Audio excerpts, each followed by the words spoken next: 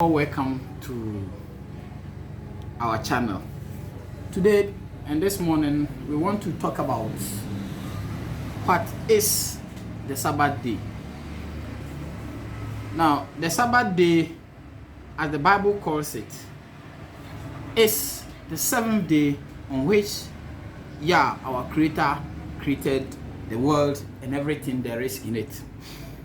Now, one problem we have is people trying to explain and ascertain that there is logical sequence that we cannot identify which specific day that Sabbath is.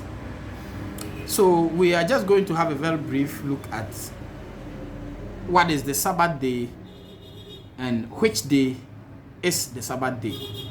And finally, we will take a very brief look at the argument that if somebody doesn't observe the Sabbath day, does that mean the person is condemned to hell? These are some of the very few things we will take a look at this morning in our very brief presentation. Wherever you may hear me, I am Kwekuchire.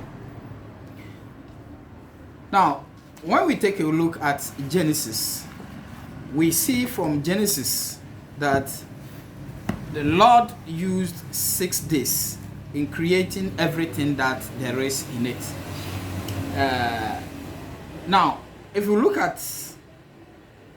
just take a look at that, you ask yourself, so was it not meaningful that the Lord could have created everything that there is in this world in 5 days, in 3 days, in 8 days, in 10 days or more?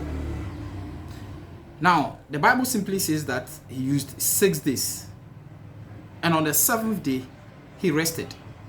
Now, technically, he didn't create anything on the 7th day, so why do we have to count the 7th day as part of the week? Why don't we make it 8, 9, 10, 15, 20, or anything?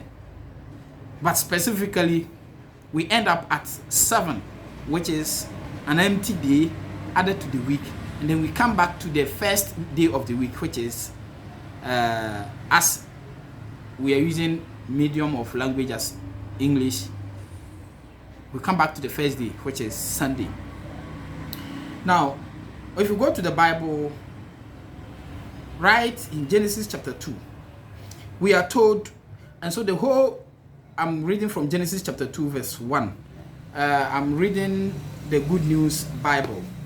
That is not my ideal choice, but let's use that for now.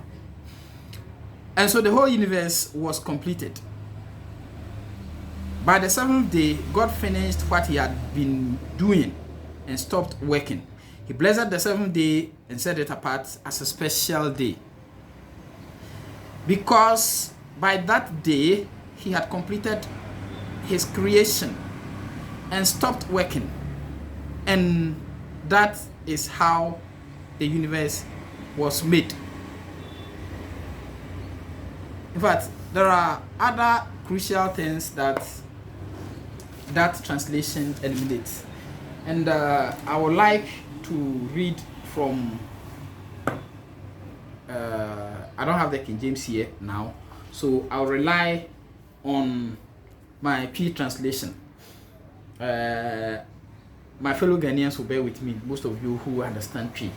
Don't worry, if you don't, I will try to translate that. Now we read Osrobo, Genesis chapter 2, verse 1 and verse 1 to 3. Now we read Osro nya asase ne mu asafu nyina bo. Na da etoso nson no, Onyankopon wie na adwuma a oyoye no. Na da etoso nson no, ohome firi na adwuma a oyoye ni nyina ho.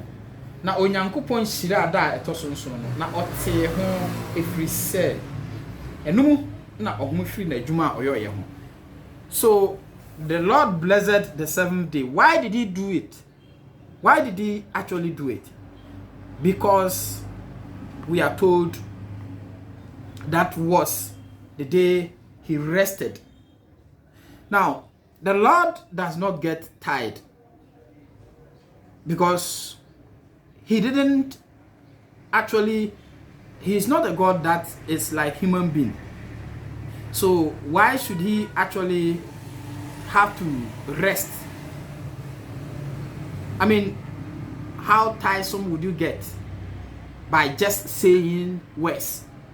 Because from Genesis we can see the Lord said this and it was done. The Lord said this and it was done. The Lord said that and it was done. So how can that get the Lord exhausted so much that he may need to take a whole day rest?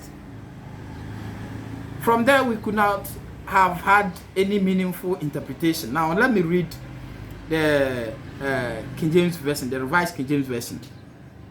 Thus, the heavens and the earth were finished, and all the host of them. That's Genesis chapter 2, verse 1 to 3. And on the seventh day, Elohim ended his work which he had made, and rested on the seventh day from all his work which he had made. And Elohim blessed the seventh day, 1. He sanctified it, 2. Because in it he had rested. He blessed it, 1. He sanctified it, 2. Why did he have to do that? Because on the seventh day, this means that he is doing an action on a very particular specific day. Now we cannot change the order of the days. So we cannot just say, I've lifted the Lord resting on the seventh day and brought it to the first day. So that in my language, the Lord will be resting on the first day of the week. No. In your language, he cannot be resting on the first day because that was not the specific order the Bible presented it. The Bible had a specific order in presenting something. That was the reason why he had to do it on the seventh day. And so you cannot change the order and tell me that, okay, to me, every day is, any day is the day. So to me, I think the Lord rested on the third day. You can say it, but that does not make you right. The right thing is that he did it on a very specific day, and there was a specific reason why he did it. Why did he do it? Let's run back to Mark chapter 2. It was there then that the Creator that created the heaven and earth, whose hand we all proceeded forth, told us something that will help us to understand why that thing was done. Now I'm reading from Mark chapter 2 verses 27. Mark chapter 2 verses 27. And Yeshua concluded, the Sabbath was made for the good of human beings. I like the King James. Verse 27, Mark chapter 2. And he said unto them, the Sabbath was made for man, and not man for the Sabbath. Then we come to understand, okay, if the Sabbath was made for man and not man for the Sabbath, what does it imply? Paul uses the same language, that woman was made for man and not man for a woman. In other words, when you go to Genesis, you see that woman was created from Adam's rib for Adam to become Adam's helper. So what it means is that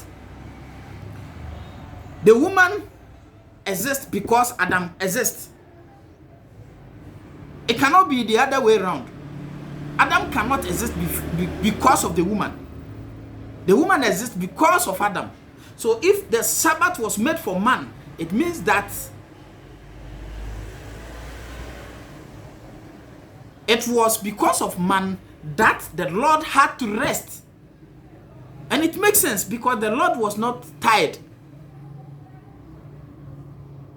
And if the Lord was not tired, then why should the Lord take a break?